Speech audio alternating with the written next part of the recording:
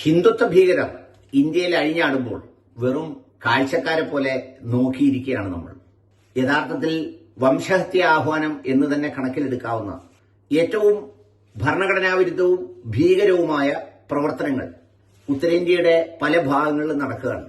ആയുധങ്ങൾ അത് സമാഹരിച്ചു വെച്ച ശേഷം ബംഗ്ലാദേശിലെ സംഭവങ്ങളെ തുടർന്ന് ഇന്ത്യയിൽ ഇനി ആരെങ്കിലും ജീവിക്കണമെങ്കിൽ ഹിന്ദുവായി ജീവിച്ചുകൊള്ളണമെന്നും അല്ലാത്തവർക്ക് സ്വയരക്ഷയ്ക്കായി എന്ന പേരിൽ വീടുകളിൽ കൊണ്ടുവന്ന് ആയുധങ്ങൾ നൽകുന്നതും നോക്കി കാത്തിരിക്കുകയാണ് കുറെ ആളുകൾ.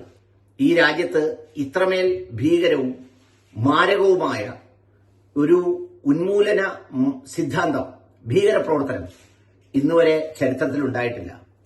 പ്രാദേശികമായി ഉണ്ടാകുന്ന സംഭവങ്ങൾ അല്ലെങ്കിൽ അത്തരം കാര്യങ്ങളെ അതിന്റെ ഭരണഘടനാ ശക്തിയും ബാക്കിയുള്ള സംവിധാനങ്ങളും ഉപയോഗിച്ച് അതിനെ നേരിടുമ്പോൾ ഇത് നോക്കി നിൽക്കുകയാണ് കേന്ദ്ര സർക്കാർ.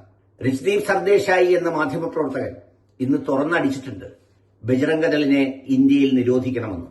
അതായത് സംഘ് പരിവാർ എന്ന് പറയുന്ന ആ കുടുംബത്തിന്റെ കീഴിൽ വരുന്ന, ആ പരിവാരത്തിൽ വരുന്നവർ ഈ രാജ്യത്ത് നടത്തുന്ന പ്രഖ്യാപനങ്ങൾ ഈ രാജ്യത്തിന്റെ ഭരണഘടനയും അത് ഉൾക്കൊള്ളുന്ന എല്ലാ തരത്തിലുള്ള അതിന്റെ സ്പിരിറ്റിനെയും ലംഘിക്കുന്നതാണ് എന്നതാണ് സത്യം.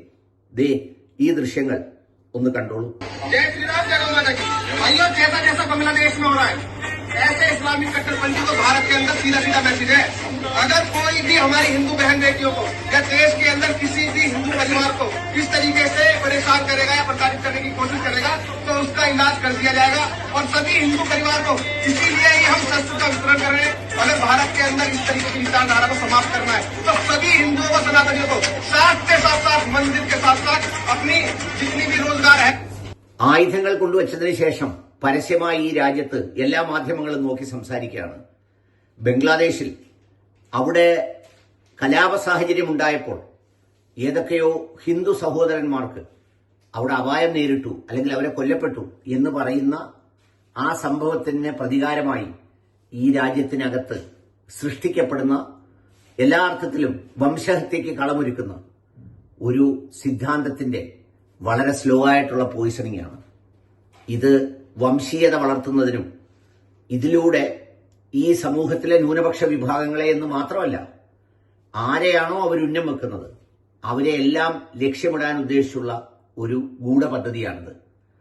ഇത് ഈ രാജ്യത്ത് സൃഷ്ടിക്കാവുന്ന അതിന്റെ പ്രത്യാഘാതങ്ങളെക്കുറിച്ച് യാതൊരു ചിന്തയുമില്ലാത്ത വിധം എല്ലാവരും നിശബ്ദരാണ്, എല്ലാവരും നോക്കിയിരിക്കുകയാണ്, എല്ലാവരും കാത്തിരിക്കുകയാണ്. ഏതായാലും ഈ വിഷയത്തിൽ ഡൽഹിയിലെ പല മാധ്യമപ്രവർത്തകരും പ്രതികരിച്ചു കഴിഞ്ഞു.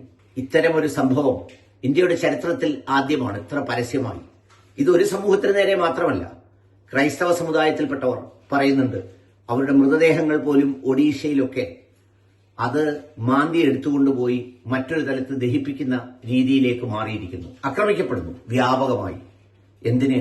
കഴിഞ്ഞ ദിവസം ഈ ഡെറാഡൂണിൽ ഒരു അശോക് ചക്ലെ എന്ന് പറയുന്ന ഒരു ചെറുപ്പക്കാരനെ അവൻ ചൈനക്കാരനാണ് എന്ന് പറഞ്ഞാണ് ക്രൂരമായി മർദ്ദിച്ചത്. നമ്മുടെ കേരളത്തിലും ഇപ്പോൾ അത് നടന്നു വരുന്നുണ്ട്. അതിന് പിന്തുണയ്ക്കുന്ന നൂറുകണക്കിന് കമന്റുകളും പോസ്റ്റുകളുമൊക്കെയാണ് സാമൂഹ്യ മാധ്യമത്തിലുള്ളത്.